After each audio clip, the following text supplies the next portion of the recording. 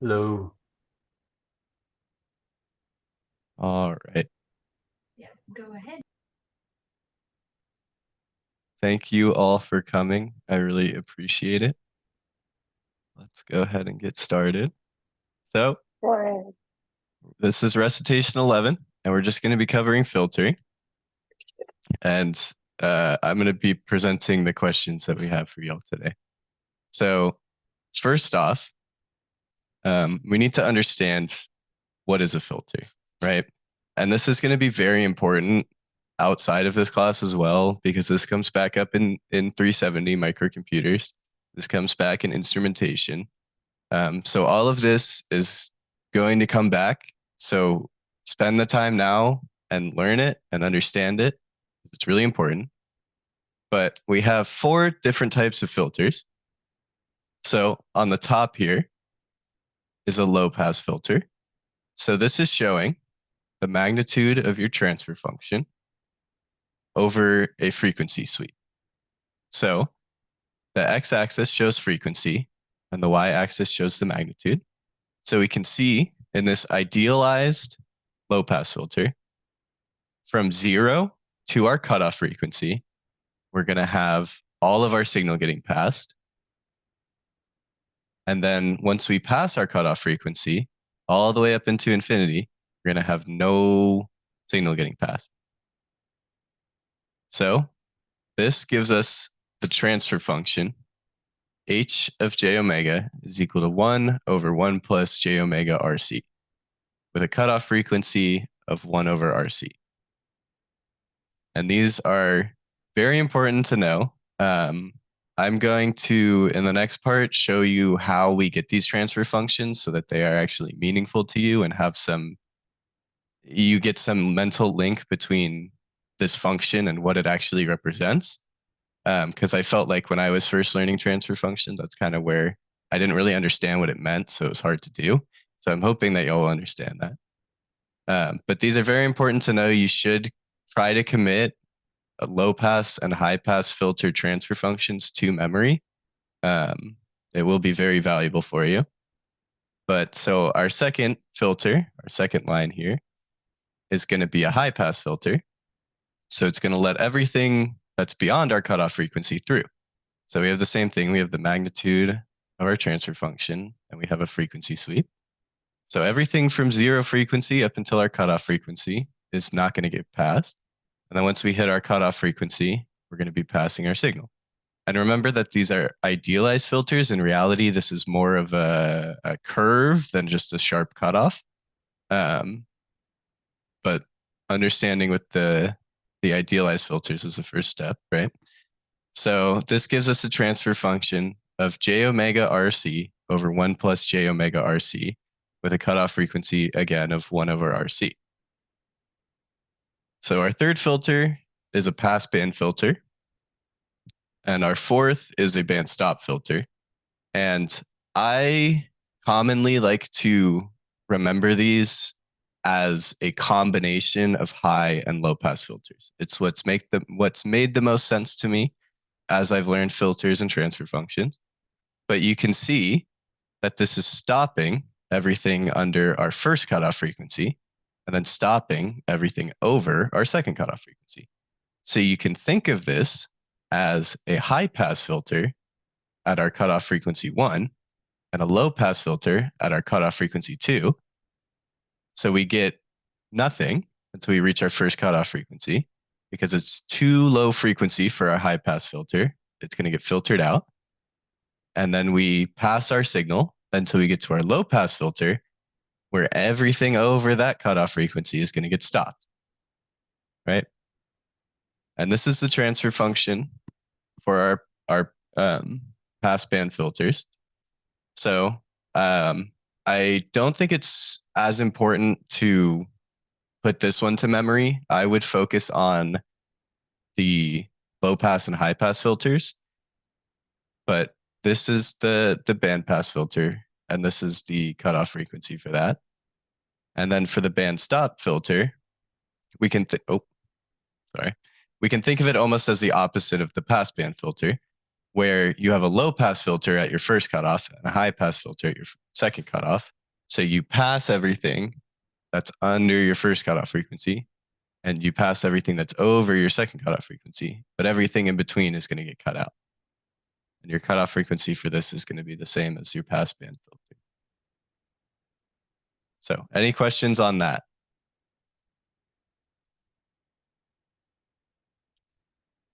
Okay, I'm going to keep moving then. So I'm going to next show y'all how we get these transfer functions. And this is not something that you're going to be tested on, but I think it is a vital thing for you to understand what these equations actually represent. Just makes the conceptual understanding a little bit easier, at least in my opinion. So here we have a low pass filter and a high pass filter that are in the time domain. I should have wrote.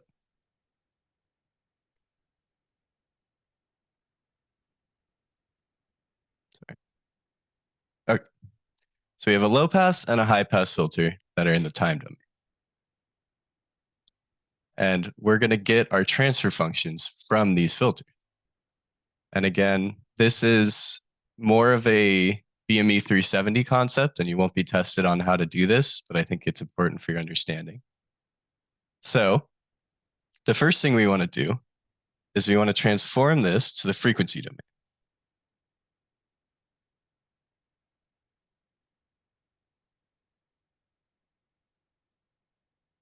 And that gives us VI of j omega.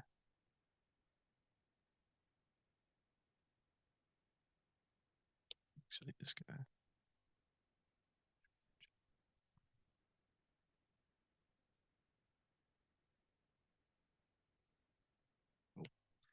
Can't draw straight lines right now. Okay. So with converting it to our frequency domain, we're converting everything to an impedance.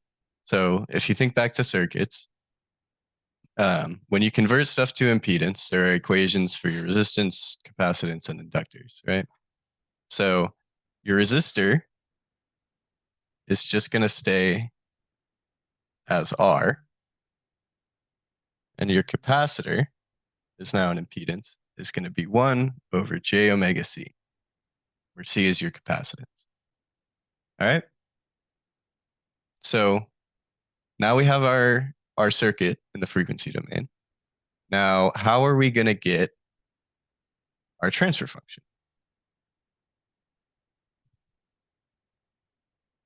So what we can do is we know our transfer function, h of j omega,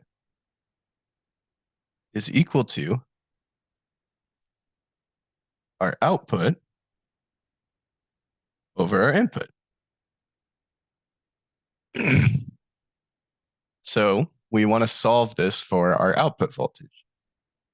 So the way we can do that, think back to circuits again. I know I didn't like circuits, but you gotta think back to it. We can use a voltage divider. So we're gonna get our V out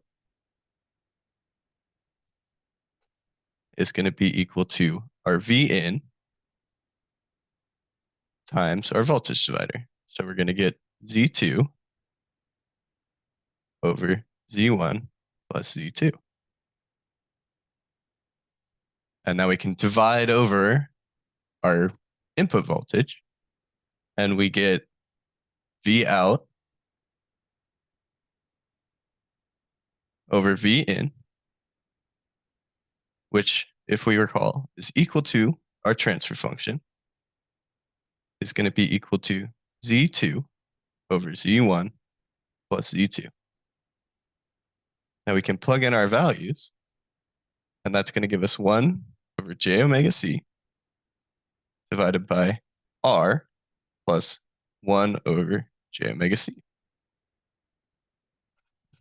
Now, if we take this equation and we multiply by j omega c over j omega c, it's just going to be multiplying by 1 just to rearrange our equation. It's going to give us 1 over R C j omega plus 1. And that's what we had for our transfer function that we gave you in the slides, except our 1 and our RC j omega are flipped around in the denominator, but that doesn't make a difference, right? So that's how we arrive at this transfer function. And again, you're not going to be tested on this, but I think it's important to see that this transfer function is directly modeling the behavior of this system based on its components. And there is a direct mathematical relationship there. So, any conceptual questions on that? Anything of the sort?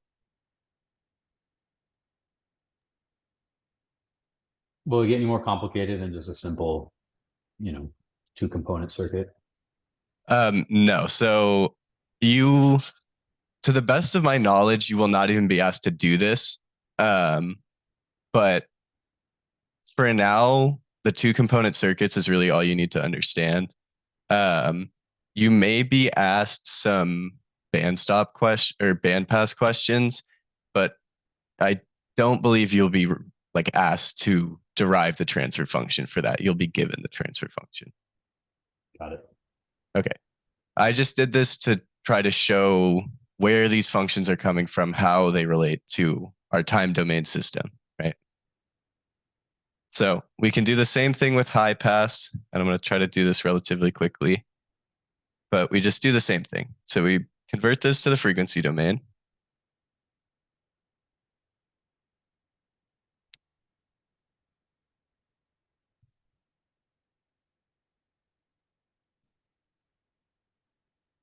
We're going to get Z1 is equal to 1 over j omega c. 2 is equal to 1. Oh, sorry. D2 is just equal to R. We want to find the output voltage here. So then we just set up our voltage divider again.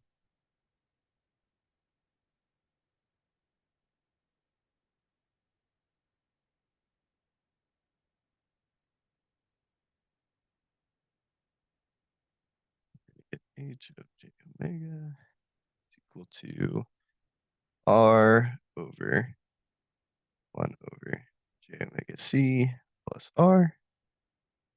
We're going to multiply it by j omega c, j omega c. We get RC j omega over 1 plus RC j omega. And that's the same transfer function we were given in the slides, right? So these are where these transfer functions come from. I believe he did a little bit of this in the slides, maybe not quite as in depth. So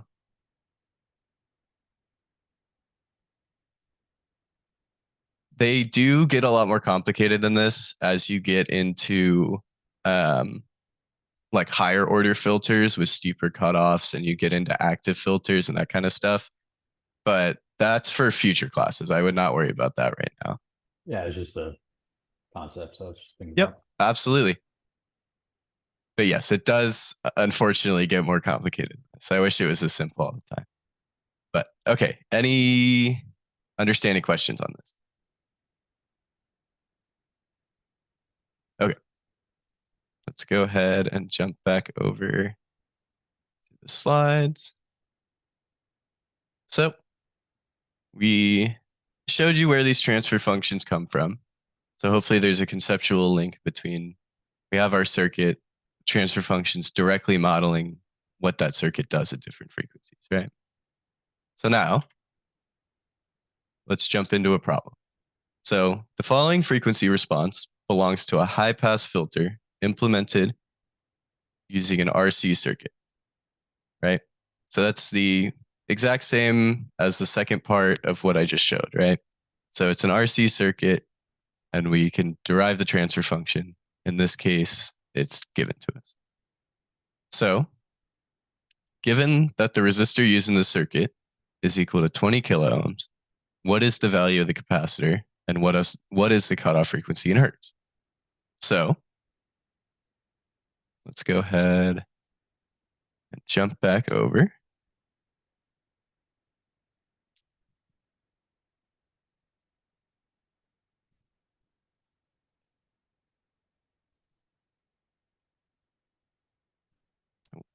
iPad froze. Sorry, just a sec. Okay, there we go.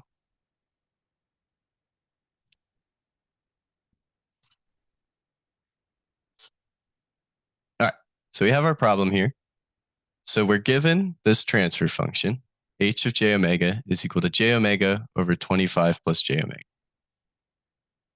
So we want to find the value of the capacitor. So we know the standard form of a high-pass filter equation is going to be j omega RC.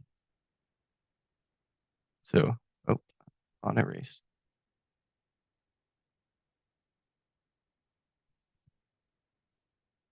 So we know that our standard form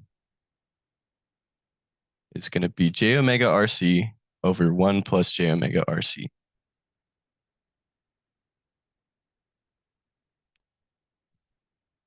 For a standard high-pass filter. And we can rearrange this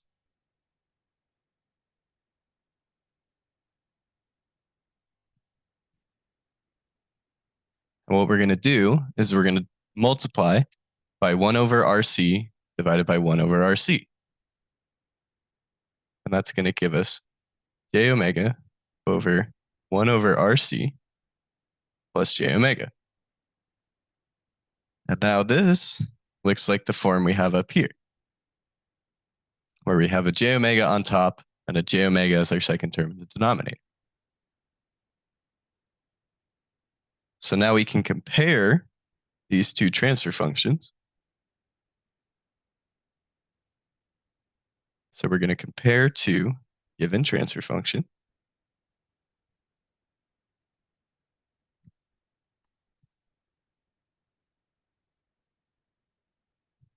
And we see that we have h of j omega is equal to j omega over 25 plus j omega.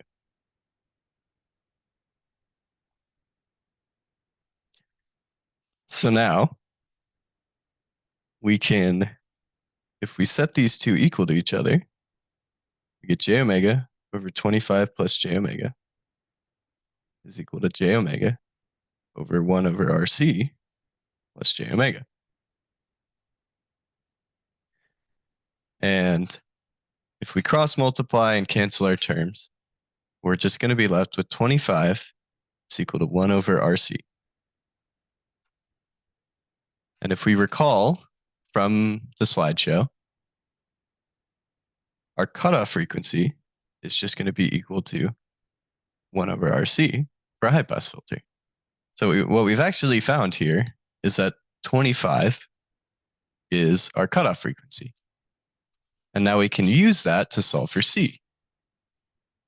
So if we multiply C over and divide 25 over, we're going to get C is equal to 1 over 25R. And now we're given that R is equal to 20 kiloohms, so we can solve this. C is equal to 1 over 25 times 20 times 10 to the third ohms. And the 10 to the third is just coming from the kilopart of kiloohms, right? So now we can, let's see, what's the easiest way to approach this? We get C is equal to 1 over 500 times 10 to the third, which is going to be equal to 1/5 times 10 to the fifth. So we're going to get C is equal to 0.2 times 10 to the minus fifth farads, which we can then make this 2 times 10 to the negative 6 farads, or 2 microfarads. And there we are. We got our capacitance value based on our transfer function and our resistance. Does that make sense? Any questions on that? Oh, it looks like there's a lot of stuff in the chat. Oh, y'all are talking about filters. Okay. Any Yeah. questions? Kind of simple enough. Okay, perfect. There's no questions. So the second part of this question is asking, what is the cutoff frequency in hertz? So in the process of this, we actually established what our cutoff frequency is. 25 is equal to 1 over RC, where 1 over RC is equal to our cutoff frequency. But we need to remember that our omega C cutoff frequency is our radians per second. So it's an angular measurement, right? And we want to have it in hertz. This is a pretty simple thing to do.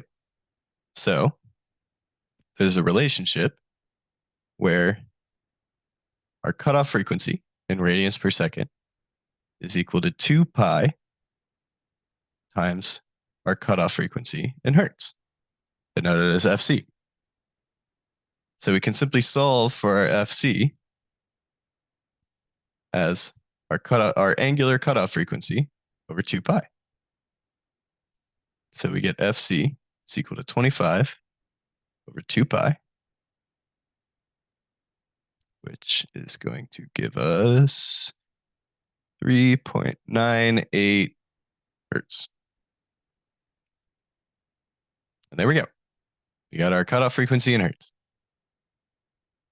So really all you need to remember for that question is this relationship here, where your angular cutoff frequency is equal to 2 pi times your cutoff frequency in hertz, or your cutoff frequency in hertz is equal to cutoff frequency in radians per second divided by 2 pi. As long as you remember that, these problems are pretty simple. So now let's jump into part B. Let me just denote that this is part A. So for the same resistance value and a capacitance value of 0.2 microfarads, what would be the transfer function of a low pass filter? So now we need to remember that low pass filters and high pass filters are going to have different transfer functions, right? So let's go ahead and jump down here. Go part B. So we know that our standard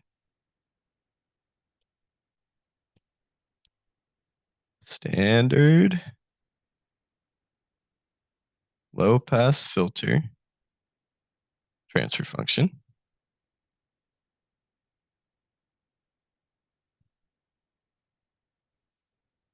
is going to be equal to h of j omega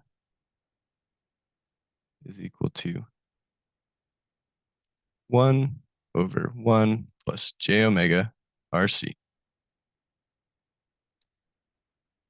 So as long as we know what our standard transfer function is going to be, this becomes relatively simplistic. So we can go ahead and rearrange this.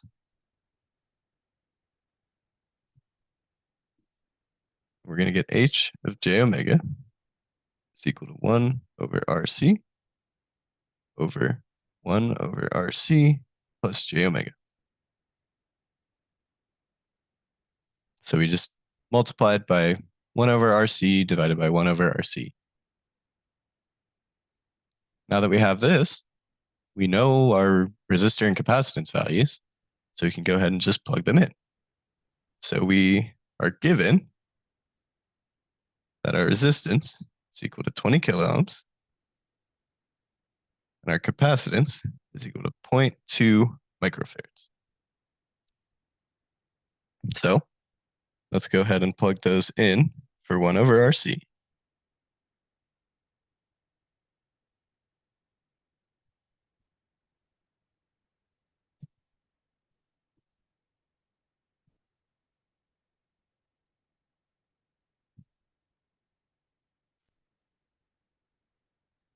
All right. And now we can, let's see what's the easiest way to do this. We can simplify this down to 1 over 4 times 10 to the negative 3.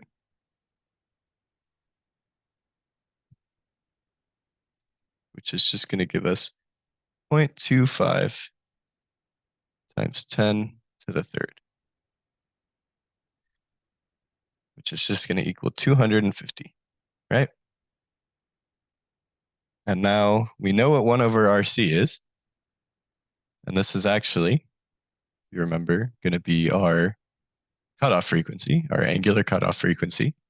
But in this case, we just need to go back and plug it into the transfer function. So we're going to get h of j omega is equal to 250 divided by 250 plus j omega. And there we are. We've solved for our low pass transfer function given the resistance and capacitance value. So any questions on that?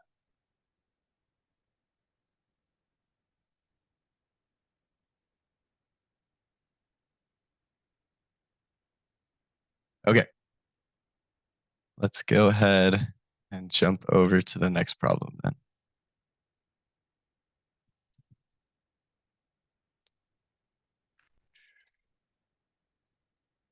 All right.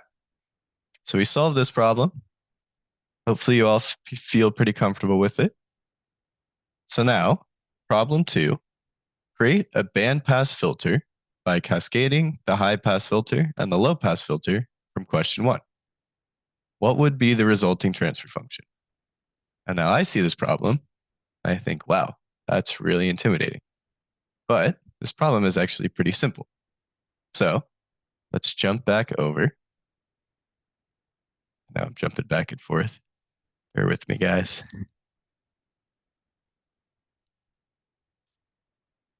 So let's do question 2. So we want to create a bandpass filter, right? And we can do this by cascading our high pass and low pass filter. Because if we think back to the first slide, the bandpass is really just a combination of a low pass filter and a high pass filter. So we can actually model this as a system. So we're going to take our input, x of t, and we're going to plug it into our box. And our box is going to be our high pass filter. And then we're going to take that output, plug it into another box. It's our low pass filter. And then after we do that, we're going to get our output, phi of t. And now remember that our high pass and our low pass filter are governed by our transfer function. So we're going to have this one governed by our high pass transfer function in the time domain. And then we're going to have this one governed by our low pass transfer function in the time domain. And now we should remember, whenever we have a system like this, we take our x of t and we can convolve it with our high pass transfer function and then convolve it with our low pass transfer function. And that should give us our output. So we have y of t is equal to x of t convolved with h of our high pass convolved with h of our low pass. And now I know what you're thinking. Convolution. Horrible, right? Awful. How could you? Well, we got a little trick. Our transfer functions up here were all in the frequency domain. So we're going to take this equation here that governs this system, and we're going to convert it to the frequency domain.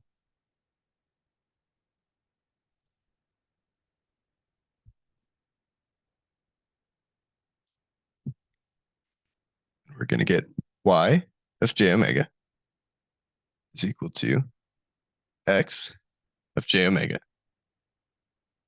And then remember, our convolution, when we convert it into a frequency domain, just becomes multiplication.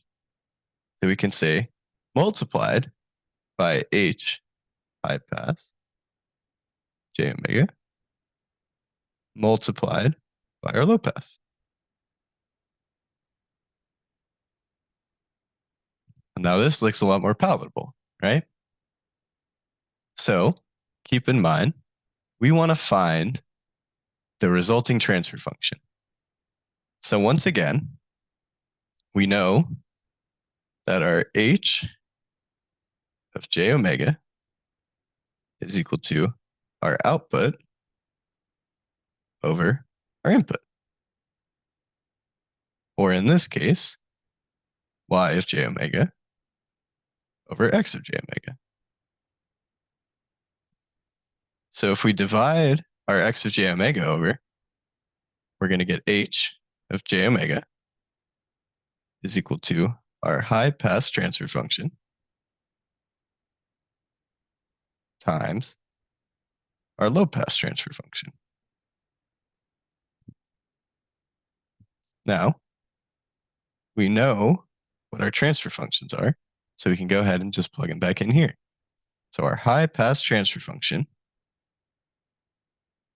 is what was given to us in the original statement of the problem. So it's going to be j omega over 25 plus j omega, right? So we can take that, plug it in down here. We're going to get j omega over 25 plus j omega. Then we're going to multiply that by our low pass transfer function, which we solved for. So we're going to get 250 over 250 plus j omega.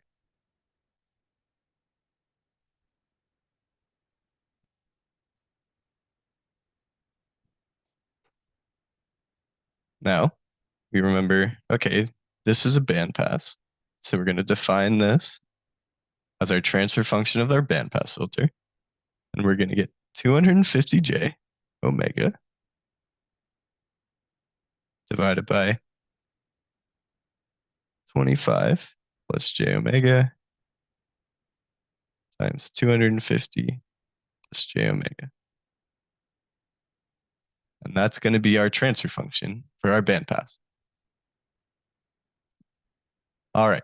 Any questions on that?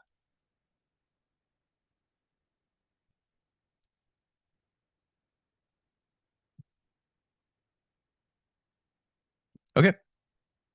So I'll just run through this really quick synopsis. Sorry, Ruhi, did you have a question? Yes, I was Yeah. wondering before, since we're done with the questions for today, that could we go for the homework problem? And because I'm kind of confused still on 5A, so Yeah, I think was- I'm going to do just a quick synopsis. And then if you want to stick around, I'm sure that one of the TAs will be happy to go over that with you. Okay, thank you. Yeah, absolutely. So for this problem, first, we wanted to find the capacitor value based on a 20 kilo ohm resistance and our given transfer function. So the way we did that is we took our standard high pass function or high pass filter transfer function, and we compared it to our given transfer function. And we solved 25 is equal to 1 over RC. So 25 is equal to our cutoff frequency, right? We can plug in our R, solve for C. Then we wanted to find what is our cutoff frequency. Once again, we know that our cutoff frequency is 1 over RC, and we know that 1 over RC is equal to 25. So we can just convert our angular cutoff frequency of 25 radians per second into our cutoff frequency in hertz. And that gives us 3.98 hertz. And we just do that by dividing our angular cutoff frequency by 2 pi. Then we wanted to find a transfer function for a low pass filter based on a given resistance and capacitance value. So we just consulted back. What is our standard low pass filter transfer function? Plugged in our R and C values, solved for 1 over RC, and then plugged that into our known equation. Then, to find our bandpass, we just cascaded our high pass filter and our low pass filter to create a bandpass. And we modeled that system and created an equation for it. We then took that time domain equation, converted it to frequency domain, and found our transfer function to be our high pass transfer function times our low pass transfer function, both in the frequency domain. As we had already solved for those, we can just plug in those values, multiply them together, and we get our bandpass transfer function. All right, one last time, any questions? And then if not, we are good to go.